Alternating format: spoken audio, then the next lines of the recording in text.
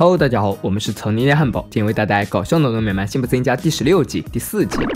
又到给狗子喂药的时候，小新好不容易塞进嘴里，又被吐了出来。辛妈用奶酪裹住胶囊，企图诱骗狗子将其吞下，结果狗子没骗到，倒是辛爸中招了。就在辛爸辛妈回忆过往、情浓蜜意之时，突然房子一阵剧烈的摇晃。辛小妹看着窗外往来车辆，告诉大家是媒体马戏团来了。ABC、CBS 还有爆胎的基督教科学真言报，全球媒体记者云集到春田镇是有原因的，他们都是前来报道一起丑闻。这件事关系到有非法移民嫌疑的市长，在父子血缘诉讼中，他被27个不同的妇女指认是自己孩子的生父。市长刚来到现场，一个女人就抱着孩子问他为什么不承认他们爱情的结晶。市长连连摆手否认，说这不是他的孩子，还将所有人给自己的保镖，让他当自己的孩子养。看他们的样子，似乎更具父子相。这时，肯特出言询问市长，到底还隐瞒了多少个私生子？市长对他说，自己没有隐藏任何事情，除了手上这只可爱的小狗。这凯特家伙将所有媒体人心都闷化了。于是大家都不再关注市长丑闻，纷纷的离开了。只有一位女士并不打算罢休，她是来自全球新闻网的克洛伊。肯特见她不肯走，就阴阳怪气的暗讽她，但克洛伊也不是任人拿捏的，直接问可特又砸到了几个新人。辛妈看电视上的克洛伊，她请问向孩子们表示自己从高中开始就认识她了，她从春田镇走出去的。克洛伊的质疑让很多媒体又回来了，她表示自己有市长那个的录像带，说着她就放了一段视频，她和一个年轻女孩躺在床上。播放完毕后，克洛伊指出现在可以肯定2件事：首先，市长有大麻烦了；其次，这镇上的新闻从业人员都是白痴。事实上的确如此，肯特每天沉迷的都是刺激低俗的乐趣，而缺乏对新闻严肃认真的态度。辛妈看克洛伊有些羡慕，这的确是一个成功女人。辛小妹安慰妈妈说她也很成功，发明了家务活转盘，又公平又机智。此时父子俩十分开心地走了过来。辛爸说他想到了一个掺和进市长这个案子的方法，那就是让小新去说市长是他的爸爸，还让他给自己100万美元。辛妈看整天瞎搞的丈夫和儿子，唯有无奈的叹气。市长的丑闻铁证如山，现在政府外已经聚集了很多抗议者，但他依然没有要正面回答克洛伊的意思。刚好此时辛妈带着女儿来到这里，聚友相逢，自然有说不完的话。但面对如此优秀的朋友，辛妈有些尴尬，只得将辛小妹介绍给他来缓和一下。他们的确聊得不错，在克洛伊看来，留在这里的都是衰人。至于辛妈，在她看来，姑且能称上是超级主妇。辛妈虽然有些不悦，但是邀请克洛伊明晚一起共进晚餐。相约时间很快就到了，克洛伊来的时候正好是辛爸开门，他们也算是老熟人了。吃饭的时候，全家人都狼吞虎咽，尤其是辛爸，他觉得克洛伊做的这些肉串是他在这张餐桌上吃过的最美味的食物。一听这话，辛妈立刻就不高兴了。克洛伊说自己是在伊斯坦布尔得到这份菜谱的，还对辛妈说他在为哈珀斯杂志写文章。辛小妹听说过这个杂志，她有其中一个编辑的照片。克洛伊觉得已经谈论很多自己的生活了，所以就想问问辛妈有没有遇到什么有趣的事。辛妈想了半天，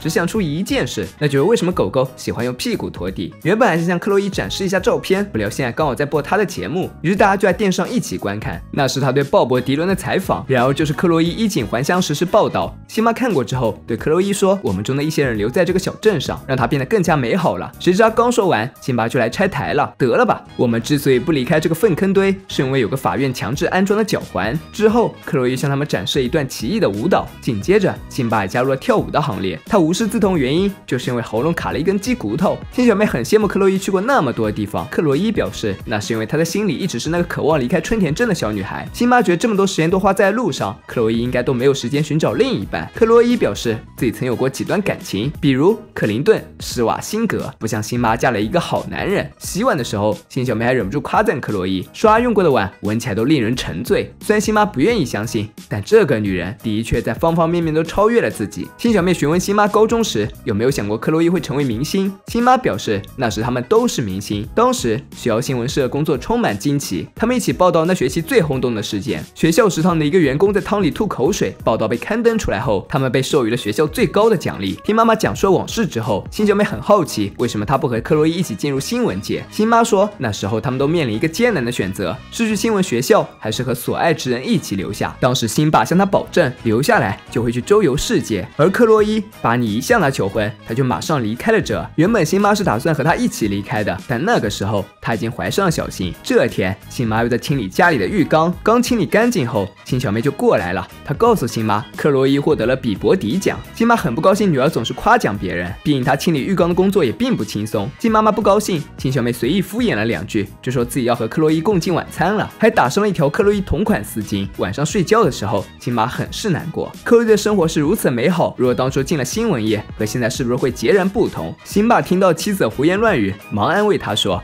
他比克洛伊幸福，因为辛巴有3个孩子，还嫁给了臭臭之王。见这并没有起到作用，辛巴还是很郁闷。辛巴又继续说道：“也许克洛伊有份体面的工作，但你却是家里的主心骨，让这个家更有凝聚力。”辛巴终于觉得心情好多了。不料紧接着，辛巴又开了一个玩笑，然后辛巴更生气了。另一边，辛小妹和克洛伊拥有了一个美好的夜晚，但辛小妹一想到明天就得回学校上学，就很失落。这时，克洛伊对她说，她明天要去大都会报道联合国妇女大会，问辛小妹愿不愿意同去。辛小妹自然是100个愿意，但还是要先问问辛妈的意见。刚好现在辛妈就在庭院等着他俩。从车上下来后，克洛伊先道歉，这么晚才回来。没想到辛妈毫不客气地用手戳他，为什么你要告诉我的女儿，世界还有另一个有趣、充满可能的生活？这下克洛伊也不能保持风度了，直接让辛妈将她洗盘子的脏手从她的阿玛尼上拿开。谁知辛妈完全听不进克洛伊的话，反而咄咄逼人，一直将她往外推。克洛伊现在也没了耐心好好说话，干脆就撸起袖子，就打算和辛妈硬拼。紧接着两人就扭作了一团。辛巴此时还一脸看热闹不嫌事大的样子，女士们，你们没必要为我打架，给辛妈气直接怼了回去。最后辛妈被打青了一只眼，将眼睛恢复成正常状态后，她来到了女儿的卧室。辛妈向她解释，有时候她喝了酒就会做出一些出格的举动。见妈妈清醒过来了，辛小梅又问自己能否和克洛伊一起去妇女大会。辛妈的回答依然是不行，但妈妈的反对并没有困住聪明的辛小妹，她找一个替代品之后就溜了出去。第二天，辛小妹趁克洛伊和别人闲谈，偷偷钻进车子后备箱。此时辛妈正叫辛小妹吃早饭，发现女儿不见后，辛妈马上告诉了辛巴，距离大都会还有7英里的时候，克洛伊接到上司的电话，他说春田镇火山新闻更加劲爆，让他马上赶过去。于是克洛伊调转方向就往回赶，他刚好与前去寻找女儿的辛爸辛妈擦身而过。赶到火山面前的时候，这里只有1辆车，旁边站本侧摄影师，见自己每说一次谎，火山就会小爆发一次。摄影师直接吓得扔下设备就逃跑了。辛小妹感觉车子已经停下来了，就从后备箱里钻了出来，谁知这里根本就没有联合国妇女大会，只有正在冒出岩浆的火山，岩浆流速很快，辛小妹、克洛伊很快就被困住了。克洛伊安慰辛小妹，虽然他们就快要死了，但死前还能够报道这座壮观的火山。此时，辛巴辛妈终于赶到了妇女大会，他们并没有看到辛小妹的身影。突然，辛巴看到大屏幕上克洛伊，他正站在已经爆发的火山面前，和他一起的还有辛小妹。留给他们的时间不多了，因为屏幕已经成雪花了。辛巴辛妈赶到火山下的时候，被警长拦住了。原想说服警长放他们过去，但辛小妹的呼救声让辛妈不顾一切驾车冲到了女儿面前，但滚滚的岩浆阻碍了辛妈的脚步。眼见着女儿的处境越发危险，辛妈心一横，跳上岩浆上的石头，然后一步步靠近女儿，将她救出了险境。这一次，辛小妹终于由衷称赞了妈妈的伟大。比起他们在一旁母女情深，克洛伊的处境是越发的危险，眼看着她就要随着树木一起沉入岩浆之中，巴尼架直升机将她捞了上去。两人在飞机上再次找回了当初恋爱的感觉。劫后余生，一家人坐在沙发上看电视。这次新闻中出现了辛妈的身影，她无所畏惧、勇敢和伟大的母爱得到人们的称赞。小辛说自己长大也要成为像妈妈一样的人。辛妈看自己的孩子们，她终于可以从心底承认自己选择正确的生活。看妈妈能够这么想，辛小妹确实很开心，但她还是想问妈妈，真的从来没有想过另一种生活吗？其实她确实幻想过